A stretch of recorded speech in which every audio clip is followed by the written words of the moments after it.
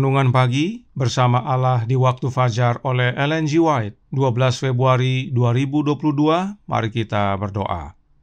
Bapa kami yang di sorga, Allah pencipta langit dan bumi, laut dan segala isinya, Allah yang maha besar, maha kuasa, sumber segalanya, satu-satunya Allah yang benar yang kami sembah selalu melalui anak-Mu yang tunggal, Yesus Kristus. Terpujilah Yesus, anak Allah yang maha tinggi, yang adalah satu-satunya jalan dan kebenaran dan hidup bagi kami. Pada pagi hari ini kami bersyukur boleh bangun dan berbakti dan sebagaimana membaca dan mendengarkan nasihat firman-Mu, kiranya ini menjadi sukacita dan pembaharuan bagi masing-masing kami. Beserta kami sepanjang perbaktian ini, kehendak-Mu yang jadi, ampun kami akan dosa dan salah, karena kami berdoa hanya dalam nama anak Allah yang tunggal, Yesus Kristus, yang adalah Tuhan dan Juru Selamat kami. Amin. Renungan hari ini akan dibacakan oleh Saudara Steve Mandang. Kepada Saudara Steve, kami persilahkan. Selamat pagi, selamat sahabat. Renungan pagi ini berjudul Dia mengingat bahwa kita adalah debu. Ayat inti diambil dari Mazmur 103, ayat 13 dan 14. Seperti Bapa sayang kepada anak-anaknya, demikian Tuhan sayang kepada orang-orang yang takut akan Dia, sebab Dia sendirilah tahu apa kita. Dia ingat bahwa kita ini debu. Kuasa yang sama yang terdapat dalam firman-Nya itulah yang digunakan oleh Yesus sewaktu Ia secara kelihatan berjalan di antara manusia. Dengan kata-katanya lah Yesus menyembuhkan penyakit dan mengusir setan. Dengan kata-katanya Dia menghardik dan meneduhkan gelombang laut dan membangkitkan orang mati. Dan orang-orang menyaksikan bahwa kata-katanya berkuasa. Ia mengucapkan kata-kata Allah sebagaimana Ia berbicara kepada semua nabi dan guru dalam perjanjian lama. Seluruh kitab suci adalah pengejawantahan Yesus. Kitab suci harus diterima sebagai perkataan Allah kepada kita. Bukan saja tertulis, tetapi diucapkan. Ketika yang dirundung malang datang kepada Yesus, ia bukan hanya memperhatikan yang datang meminta pertolongan kepadanya, tetapi kepada semua orang dari segala zaman yang akan datang kepadanya dengan keperluan yang sama dan dengan iman yang sama. Ketika ia berkata kepada orang lumpuh itu, "Pergilah hai anakku, dosamu telah diampuni." Ketika Dia katakan kepada seorang perempuan di Kapernaum, "Hai anakku, imanmu telah menyelamatkan engkau. Pergilah dengan selamat." Begitulah semua janji-janji firman Allah. Dengan janji-janji itu, Ia berbicara kepada kita secara perorangan. Berbicara langsung seakan-akan kita mendengar suaranya. Di dalam janji-janji inilah Tuhan menyampaikan anugerah dan kuasa-Nya kepada kita.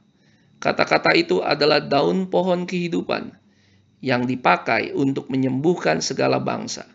Kata-kata itu kalau diterima dan diasimilasikan akan menjadi kekuatan tabiat, sumber ilham dan ketahanan hidup.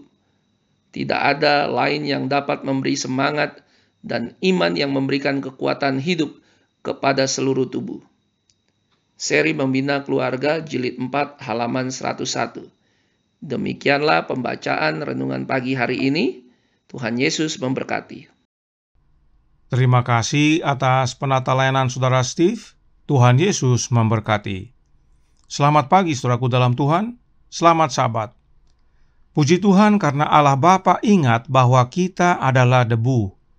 Manusia seringkali lupa bahwa dirinya adalah debu.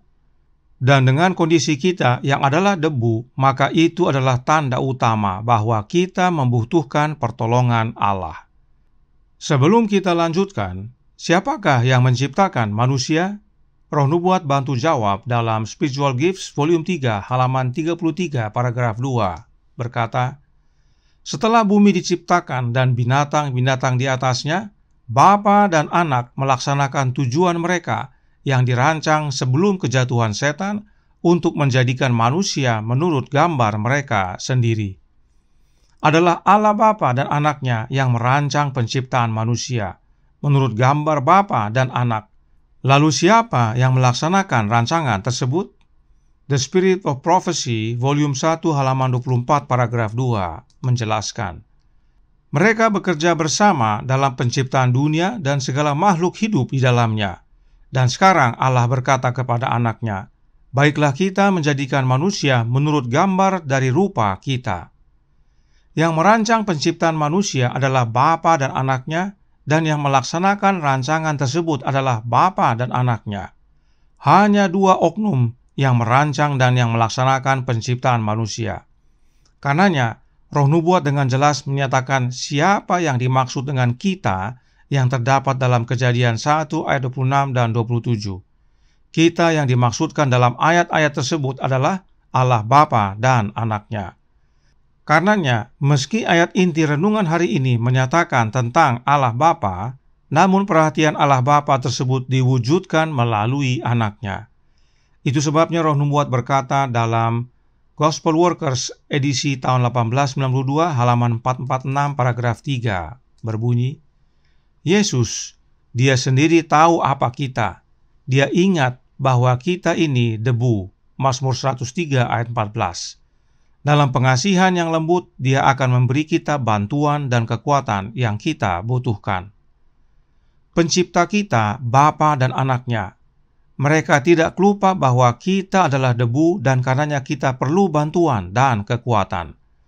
Oleh karena itu, Allah Bapa utus anaknya ke dalam dunia ini agar melalui anaknya Allah Bapa wujudkan pertolongan dan kekuatan yang kita, para manusia, butuhkan. Sebab, The Faith I Live By, halaman 171, paragraf 4, menjelaskan, kita hanya memiliki masa hidup yang singkat di sini, dan kita tidak tahu seberapa cepat panah kematian akan menyerang hati kita. Kita tidak tahu seberapa cepat kita akan dipanggil untuk menyerahkan dunia dan semua kepentingannya. Sebab kita ini adalah debu. Itu sebabnya Roh Nubuat menyatakan dalam manuskrip 26A tahun 1892 paragraf 10 berkata, jika Yesus penebus dunia berdoa, "Ya Bapakku, jikalau sekiranya mungkin, biarlah cawan ini lalu daripadaku, tetapi janganlah seperti yang ku kehendaki, melainkan seperti yang Engkau kehendaki." Matius 26 ayat 39.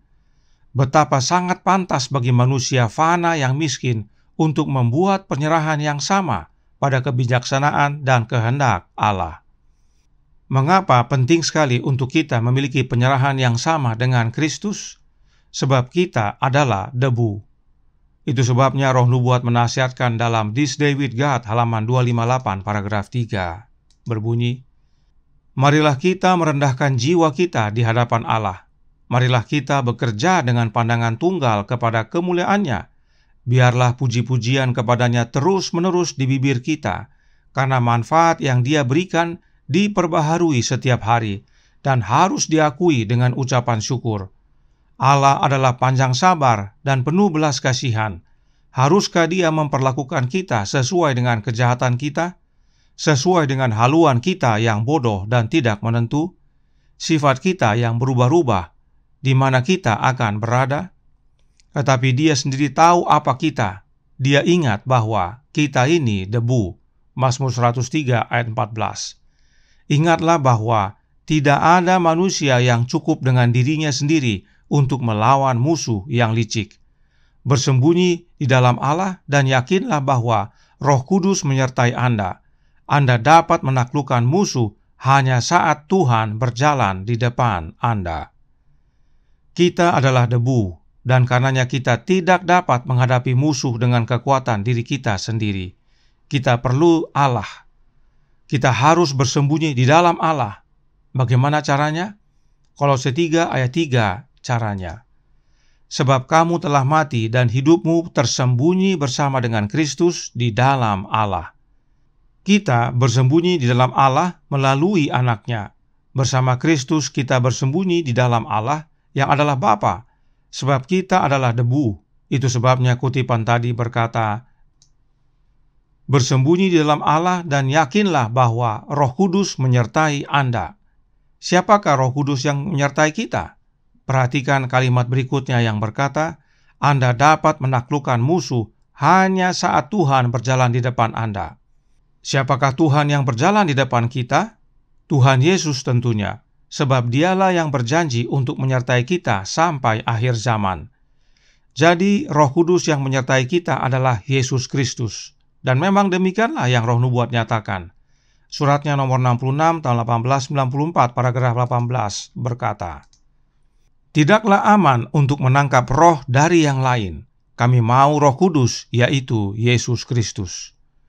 Jangan mau roh yang lain, tidak aman. Minta Roh Kudus yang adalah Yesus Kristus, yang adalah Roh Kristus itu sendiri. Sebab dengan menerima Roh Kristus tinggal dalam hati kita, itulah wujud dari tinggal dalam Kristus dan Kristus di dalam kita. Apakah hasilnya? Kolose 1 ayat 27 hasilnya. Kepada mereka Allah mau memberitahukan betapa kaya dan mulianya rahasia itu di antara bangsa-bangsa lain, yaitu Kristus ada di tengah-tengah kamu, Kristus yang adalah pengharapan akan kemuliaan. Dalam bahasa Indonesia dikatakan Kristus di tengah-tengah kamu.